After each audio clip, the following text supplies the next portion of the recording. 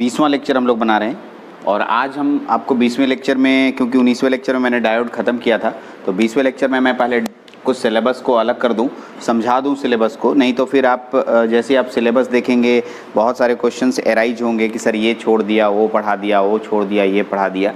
इसलिए मेरा यहाँ पर थोड़ा सा सिलेबस को आपको समझाना ज़रूरी पड़ता है, ठीक है। एग्जैक्टली देखिए, जब आप सिलेबस देखेंगे तो यूनिट 1 में पीएन जंक्शन डायोड के बाद स्पेशल पर्पस डायोड पूरा मेंशन है, ठीक है। स्पेशल पर्पस डायोड में जीना डायोड आता है, पॉइंट कॉन्टैक्ट डायोड आता है, Schottky diode, LED, IR LED, photo diode, laser diode, इतने आपके सिलेबस में हैं। और भी आते हैं बट आपके सिलेबस में इतना दिया हुआ है जो कि मैं आपको पढ़ाऊँगा, ठीक है। और यूनिट नंबर 2 में जब जाइएगा तो रेक्टिफायर एंड फिल्टर्स आएगा। रेक्टिफायर में भी 2 तरह के रेक्टिफायर होंगे और फिल्टर अलग एक टॉपिक है। ये यूनिट नंबर 2 है और ये यूनिट नंबर 1 का हाफ है। अब क्वेश्चन उठता है, सर ये पढ़ना पहले ज़रूरी है या ये पढ़ना पहले ज़रूरी है? दोनों से। अब क्योंकि पीएन जंक्शन डायोड आप पढ़ चुके हैं तो आप पीएन जंक्शन डायोड के एप्लीकेशन में पढ़े थे कि रेक्टिफायर में इसका उपयोग होता है, ठीक है।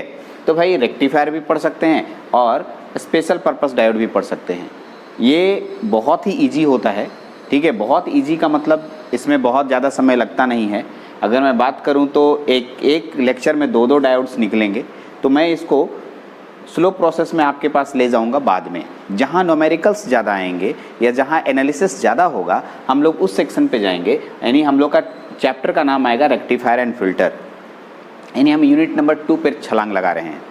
आप बोले सर यूनिट नंबर 1 छोड़ दिए? नहीं छोड़े। जैसे ही यूनिट नंबर 2 खत्म होगा इसी के साथ ये नीचे में टैग हो जाएगा और आप हेडिंग डालेंगे स्पेशल पर्पस डायोड और मैं एक एक करके सभी डायोड्स को एक्सप्लेन करूंगा। तो यूनिट नंबर 2 पूरा ही न्यूमेरिकल टॉपिक है। न्यूमेरिकल का मतलब एनालिसिस करने वाला टॉपिक है। इसमें सबसे ज़्यादा एनालिसिस आता है। यानी इंटीग्रेशन आप सीख चुके हैं, साकिब सर आपको इंटीग्रेशन करा चुके हैं, तो average value, RMS value, efficiency, ये सब में पूरा न्यूमेरिकल इंटीग्रेशन यूज होगा। तो मैं इसलिए इस चैप्टर को आना चाहता हूँ कि ये चैप्टर आपके पास ज़्यादा इम्पॉर्टेंट है। थ्योरेटिकल से लेके उसका एनालिसिस बहुत ज़्यादा है, इसलिए हम लोग रेक्टिफायर चैप्टर पे इंटर कर रहे हैं। उसके बाद फिल्टर्स स्टार्ट करेंगे, फिल्टर भी पढ़ेंगे और तब जा कर के हम लोग स्पेशल पर्पस को रखेंगे। उसके बाद जैसे यूनिट 3 ट्रांजिस्टर आता है, मैंने कहा भी था कि ट्रांजिस्टर पढ़ाऊंगा, लेकिन नहीं, ट्रांजिस्टर को नहीं पढ़ा रहा हूँ मैं। इलेक्ट्रॉनिक्स वाले को अलग पढ़ा दूंगा और आपको अलग पढ़ा दूंगा, तो अलग अलग रहेगा क्योंकि दोनों का थोड़ा थोड़ा उन लोगों को कम पढ़ना है और आपको ज़्यादा पढ़ना है, तो मैं आपको अलग रख रहा हूँ। तो आप आज के बाद सिलेबस जब देखेंगे तो घबराएंगे कि नहीं सर ये छोड़ दिया, ग्रुप में उल्टा सीधा क्वेश्चन नहीं पूछेंगे, ये क्यों छोड़ दिया, ये पढ़ाने लगे, यूनिट नंबर 1 कब होगा, ऐसा क्वेश्चन नहीं आना चाहिए, ठीक है। मैं इसको इसके नीचे बताऊंगा। इसके नीचे का मतलब फिल्टर के खत्म होने के बाद आप कॉपी में स्पेशल पर्पस डायोड को डालेंगे और यहाँ इसके नीचे डालेंगे, ठीक है। मेरा पढ़ाने का स्टाइल ही कुछ अलग है, तो मैं इसी अपने तरीके से पढ़ा रहा हूँ। आपको कहीं पढ़ने में कहीं दिक्कत होती है या क्वेश्चन एराइज करने में कहीं दिक्कत होगी तो आप पूछिएगा। बहुत सारे क्वेश्चन ये पूछ रहे हैं कि सर कॉलेज बहुत फास्ट ले जा रहा है, आप बहुत स्लो चलते हैं। ये कोचिंग है, मेरे अनुसार से चलेगा, मेरा ऑर्गेनाइजेशन है, मैं चलाऊँगा और मैं अपने अनुसार से आपको अपना बेस मजबूत करके दूंगा। आपके कॉलेज से मेरे को कोई कंपटीशन नहीं करना है। कॉलेज हो सकता है हमसे बेहतर पढ़ाता हो, ठीक है, बेहतर समझाता हो, तेज़ पढ़ाते हुए भी अच्छा चलाता हो। ऐसी स्थिति में आपको कोचिंग नहीं ज्वाइन करना चाहिए। मैं बोल रहा हूँ मेरा कोचिंग है और मैं अपने टीम को अपने अनुसार से ही चलने के लिए बोलूँगा और आपको कहीं परेशानी नहीं होगी, ठीक है। अगर इतना ही होता तो आप मेरे कोचिंग में ज्वाइन नहीं करते, ठीक है। कोचिंग और कॉलेज 2 डिफरेंट थिंग्स होते हैं, ठीक है। कोचिंग्स आपको आपके भलाई के लिए लेके जाता है, कॉलेज में जो टीचर्स होते हैं वो अपनी भलाई के लिए पढ़ाते हैं। दोनों में अंतर है। अपनी भलाई, जब मैं कॉलेज जाऊंगा तो भी मेरे को जो पैसे मिलेंगे मैं उस पैसे को देखूंगा, ना कि आपके फ्यूचर को देखूंगा। आपको पर्टिकुलर पॉइंट पे समझ में आ रहा है नहीं आ रहा है इससे हमको कोई मतलब नहीं होगा, ठीक है। हमको सिर्फ अपना सिलेबस कंप्लीट करना होगा, यही अंतर होता है। बाकी वो लोग भी पढ़ाते ही, हम लोग भी पढ़ाते ही हैं। इसलिए कॉलेज और कोचिंग को कभी भी टैग नहीं करें। हाँ, क्वेश्चन पूछिए, मैं जवाब दूंगा, ठीक है, जितना हो सकेगा जवाब दूंगा, ठीक है। तो हम लोग का टॉपिक है रेक्टिफायर एंड फिल्टर्स। हम लोग इस पे आगे बढ़ रहे हैं। ये फिनिश्ड होने के बाद हम स्पेशल पर्पस डायोड को इसमें टैग कर देंगे। कोई प्रॉब्लम, ठीक है, नहीं होनी चाहिए आप लोगों को, ठीक है। इसलिए मैंने इस लेक्चर में 10 मिनट के लेक्चर में इसको मेंशन किया कि आप इसको थोड़ा ध्यान रखें, ठीक है, लेक्चर नंबर 20 में। तो अब इसको पढ़ने से पहले, इस रेक्टिफायर की दुनिया में जाने से पहले, ठीक है, हमको ये जानना होगा कि जो मैंने पढ़ाया आपको उसका नाम था पीएन जंक्शन डायोड, ठीक है, पीएन जंक्शन डायोड। इस पीएन जंक्शन डायोड एक स्विच के रूप में भी काम करता है, स्विच के रूप में, ठीक है। तो स्विच के रूप में कैसे काम करता है पहले अगर हम लोग ये सीखेंगे तब जाके रेक्टिफायर स्टार्ट करेंगे, ठीक है। तो रेक्टिफायर भी जस्ट स्टार्ट होने वाला है, लेकिन उससे पहले हम लोग जाने कि how PN junction diode act as a switch के रूप में कैसे काम करता है। अगर हम पिछला लेक्चर देखें तो मैं आइडियल डायोड और प्रैक्टिकल डायोड बनाया था, तो कब क्लोज स्विच कब ओपन स्विच बनाया था आप देखे होंगे, ठीक है। आइडियल डायोड के बारे में बात करते हैं और वो स्विच के रूप में काम करता है, ओपन स्विच और क्लोज स्विच भी बताओ। फिर से उसको अच्छे से मैं एक्सप्लेन कर देता हूं ताकि रेक्टिफायर को समझने में परेशानी नहीं हो। तो चलते हैं, हम लोग का टॉपिक आएगा PN junction diode as a switch, जो कि मैं अच्छे से समझाने जा रहा हूं, और उसके बाद हम rectifier half wave full wave explain करते हुए चले जाएंगे वन बाय वन। हाँ, इसमें पढ़ने का एक और तरीका बता रहा हूँ, ठीक है। मैं पहले हाफ वेव फुल वेव और ब्रिज और सेंटर टैप को कंप्लीट कराऊंगा पूरा एनालिसिस, फिर सभी के एनालिसिस पढ़ने हैं तो अलग से एनालिसिस तीनों का करेंगे, क्योंकि एवरेज वैल्यू तीनों का एक जैसा निकलता है। तो हम एवरेज वैल्यू जब निकालने लगेंगे तो तीनों का एक जैसा, तीनों का ऑपरेशन एक साथ बताएंगे, फिर तीनों का एवरेज वैल्यू बताएंगे, तीनों का आरएमएस वैल्यू बताएंगे, तीनों का इफिशियंसी बताएंगे। ऐसे मैं करूँगा, मेरा पढ़ाने का तरीका अलग होगा, किताब से थोड़ा सा अलग होगा, क्योंकि हमको समझाना है, ठीक है। तो पढ़ाते समय मैं बताऊँगा, अभी उतना समझ में नहीं आ रहा होगा कि मैं बोला क्या, ठीक है। पहले हम लोग PN junction diode as a switch समझते हैं, उसके बाद हाफ वेव रेक्टिफायर का ऑपरेशन समझते हैं, फिर फुल वेव रेक्टिफायर का ऑपरेशन समझते हैं। फुल वेव रेक्टिफायर में दो टाइप के रेक्टिफायर होते हैं, ब्रिज रेक्टिफायर और सेंटर टैप रेक्टिफायर। नाम ऐसा क्यों नाम पड़ा, ये सब हम लोग एक एक करके स्टडी करेंगे, और जहां डाउट्स आपका आएगा आप डाउट्स पूछ सकते हैं हमसे। चलिए, तो हम लोग का टॉपिक आ रहा है PN junction diode as a switch.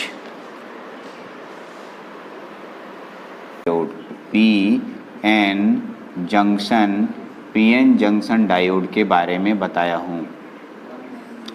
Okay, सबसे पहले आपको मैंने बताया कि इसका सिंबल बनाने आता है, ठीक है। इसका सिंबल एक ऐसे होता है, ये लाइन ऐसे होता है, और ये लाइन इधर, ओके। इसे हम लोग एनोड का नाम देते हैं, इधर वाले को हम लोग कैथोड का नाम देते हैं। ये जो आपके पास टर्मिनल है इसे हम लोग पी टाइप मटेरियल कहते हैं। ये जो है आपके पास इसे हम लोग एन टाइप मटेरियल कहते हैं, ओके। तो ये हो गया।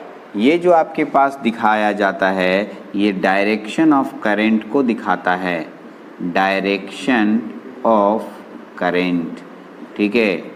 यानी जो तीर का निशान है, ये वाला तीर का निशान, ये डायरेक्शन ऑफ करंट को दिखाता है। इसके बाद हमारे पास आया था बायसिंग सर्किट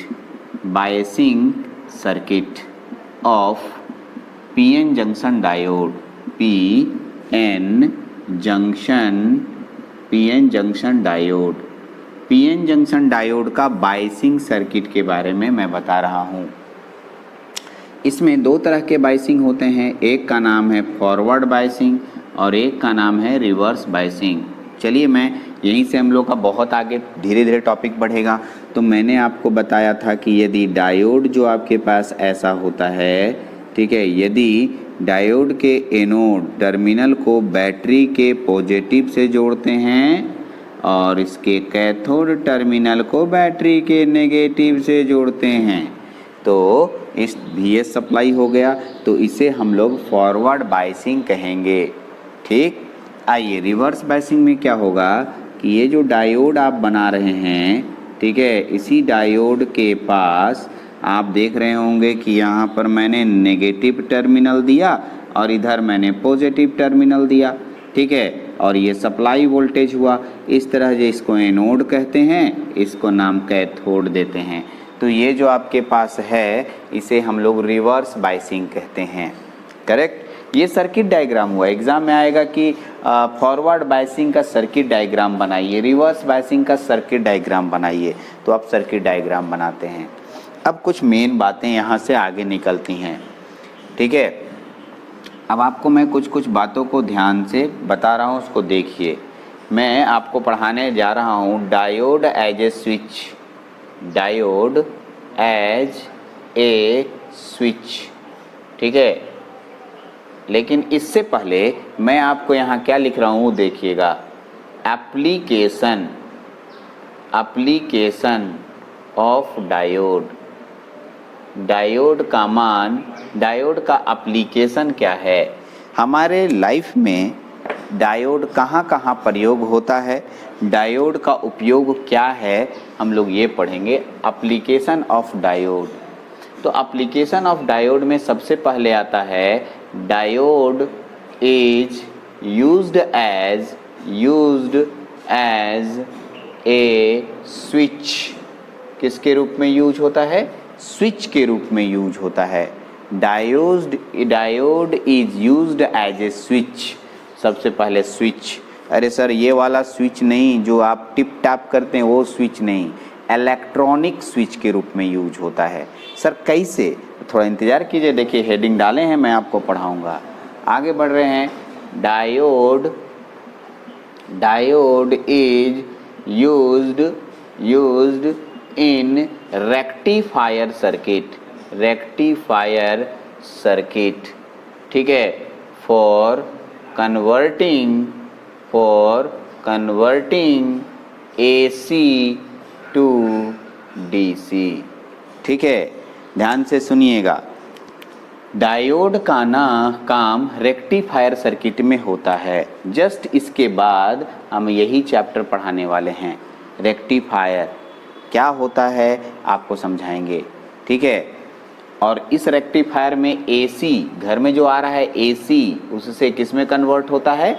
DC में। यानी किसी किताब में लिखा भी रहता है कि डायोड AC को DC में बदलता है, लेकिन ये पूर्णतः सत्य नहीं है। थोड़ा सा उसमें कुछ बदलाव आएगा, वो मैं पढ़ाने के दौरान बताऊंगा थोड़ी देर के बाद। तो रेक्टिफायर सर्किट में यूज होता है, ठीक है। आइए, diode is used in many other electronic circuit,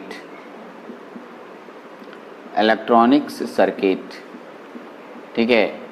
अलग अलग सर्किट, इलेक्ट्रॉनिक सर्किट में उसकी ज़रूरत के अनुसार से प्रयोग किया जाता है। तो बोलिए कि सर और बताइए क्या क्या होता है, कहाँ ज़रूरत? तो आप उसके लिए उस पर्टिकुलर सर्किट पे आप जब जाएंगे तो उस समय टीचर्स आपको बात बोलेंगे कि भारती सर आपको डायोड पढ़ाए हैं, तो उस समय का काम आपको याद दिलाएंगे और उसी समय वो काम को बताएंगे। क्योंकि मैं उस इलेक्ट्रॉनिक सर्किट को यहाँ बनाऊंगा बड़ा सा, तो आपको तो आधा दिमाग से उड़ जाएगा, ठीक है। तो जब इस बात को खाली याद रखिए, क्या भारती सर बोले हैं अनदर इलेक्ट्रॉनिक सर्किट में भी प्रयोग होता है। और कोई ज़्यादा अगला सेमेस्टर नहीं जाना है, इसी सेमेस्टर में रहना है। इसी सेमेस्टर में आपको हम फिर से बताएंगे कि देखो डायोड यहाँ था, यहाँ यूज हो रहा है, यहाँ डायोड इस काम के लिए यूज हो रहा है, यहाँ डायोड इस काम के लिए यूज हो रहा है, ठीक है। तो डायोड अपनी अपनी जगह पर, ऐसे मुख्यतः ये दोनों बहुत ज़्यादा पूछता है एग्जाम में, स्विच के रूप में और रेक्टिफायर के रूप में, इसको हम लोग पढ़ने जा रहे हैं। तो चलते हैं डायोड स्विच के रूप में कैसे काम करता है। तो डायोड एज ए स्विच हम लोग पढ़ने जा रहे हैं, ठीक है। We know that a PN junction diode, a PN junction diode, we know that a PN junction diode is connected in forward bias mode, then it flow current from anode to cathode,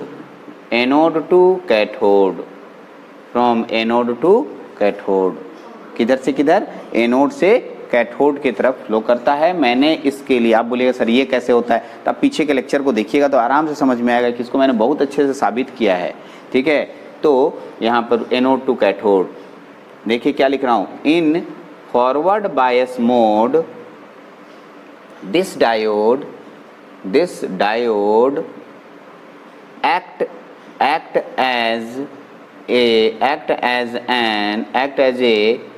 as a closed